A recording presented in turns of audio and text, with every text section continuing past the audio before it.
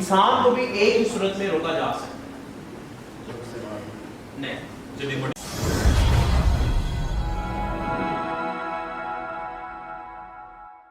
کیونکہ کی فلسفی میں سمجھ آ گئی. وہ کیا کرتی ہے؟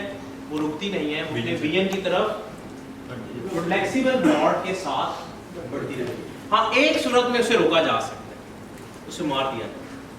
ایک صورت میں اسے روکا جا سکتا ہے, اسے انسان کو بھی ایک ہی صورت میں روکا جا سکتا ہے. نہیں, اسے ڈی موٹیویٹ کر دیا جائے, اسے نا امیدی کے انجیکشن لگا دیا جائے, اسے بتا دیا جائے کہ یہ امپاسبل ہے, اسے بتا دیا جائے. یہ میں بہت سی ایکٹیویٹیز کرواتا ہوں اور جب میں آڈینس کو کہتا ہوں کہ آپ جو کر رہے ہیں یہ ممکن نہیں ہے, آڈینس وہیں چھوڑ دیتی ہے. یس اور نو؟ لیکن جب ہم کہتے ہیں کہ یہ ممکن ہے تو آڈینس کوشش کرتی ہے, اپنا دی بیسٹ دیتی ہے.